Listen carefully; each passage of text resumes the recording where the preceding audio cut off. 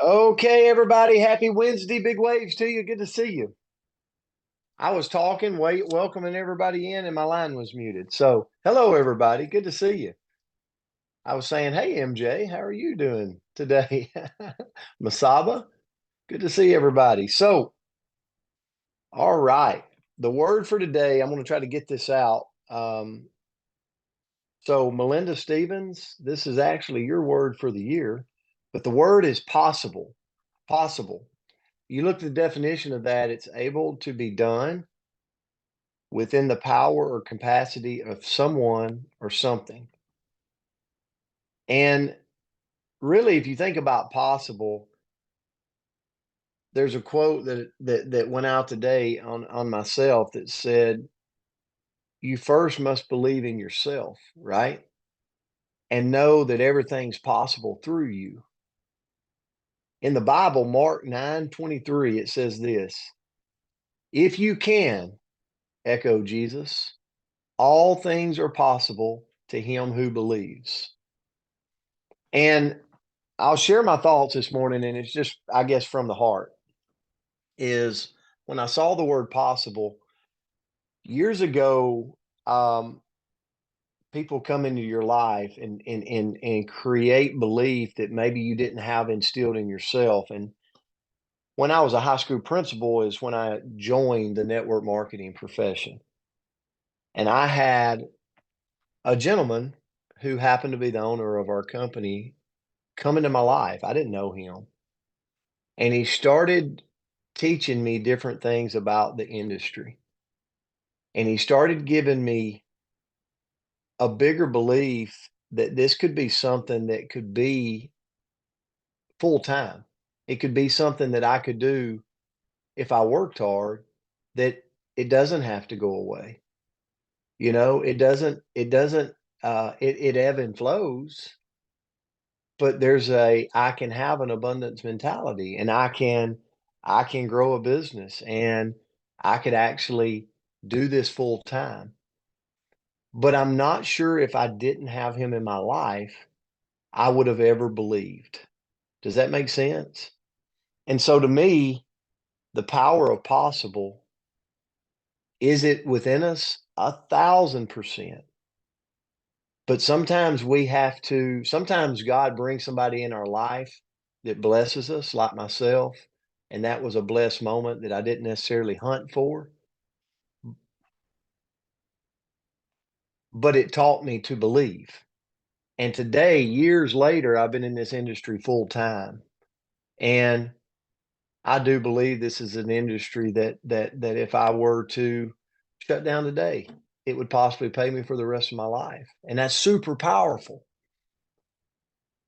But the beauty of it is it was made possible, and it made me realize it was possible through a mentor, through someone in my circle. And I challenge you, whatever it is that you or me want to grow at in this season, who's that person that can help you create the beliefs you need to create to get to where you want to go? If it's your health goals, maybe it's a trainer. If you're playing tennis, maybe it's a tennis coach.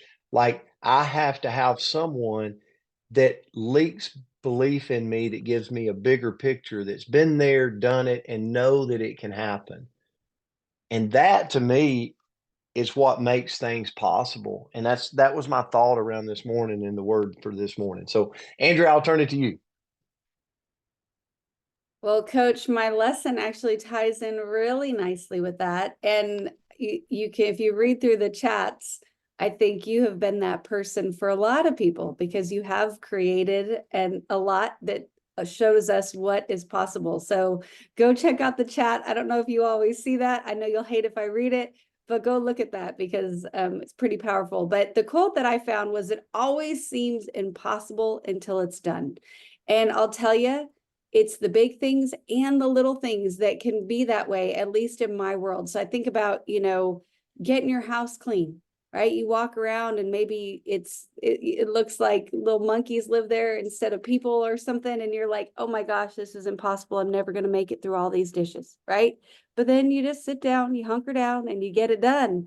And so many things are like that, big things and little things. So what I looked into, because I like my to-do list, is how do we take a goal? So if we set a goal, be it something as small as getting our dishes cleaned, or as big as, growing our business or rank advancement or, our health, whatever it may be, how do we take a goal from possible to reality? And the first is to make sure it's a SMART goal. And this is something, gosh, we probably all have been taught at some point throughout the years, but we can forget, where we'll just set something crazy and we just put it in our mind and then we kind of run in circles. But in order for it to be a SMART goal, that means, first of all, it's got to be specific. So if I want to have something, I've got to know exactly what it is. I have to be specific about it. Next, it has to be measurable. So I have to be able to see that before and after, or feel that before and after, or know that before and after in order to know if I achieve that goal. Next, it actually has to be achievable. So if I'm going to say that I'm going to get all of the laundry done in the house in 1 hour, well, that is possible. I'm just going to have to go somewhere else that has more machines, but I've got to figure out what it is to make it achievable. Next, it's got to be relevant. Sometimes we set goals for somebody else, not for us. Like, we think that this is what we should want, but it's not really what we want. So make sure that your goal is relevant to you, and then have a time bound limit around it. And, so whatever it may be, set that alarm. If it's something small, give yourself 15 minutes to go make a difference, but set some kind of limit on it. For many of us, maybe it's a rank advancement by PXP. So that's something that can be specific and measurable and achievable, relevant, and it's got that time limit attached to it right there. Next is you've got to work on your confidence. If you really want to achieve your goals, you've got to work on your confidence. And how do you do that? Well, go do something hard. Go do something hard in your life and see how much that grows your confidence. Next is surround yourself with a support system. Find people that are on the same journey. Like, if you're working on your health goals, maybe don't join the group that's, Donuts Are Us, but join the group of, healthy living. Like, you got to find your group in the right place, but donuts do sound good. I don't know where that came from, but I guess I want one. Number 4, this ties in exactly with what Brent was saying, was find a mentor. Find somebody who has walked the path that you want to walk on and follow in their footsteps as best you can.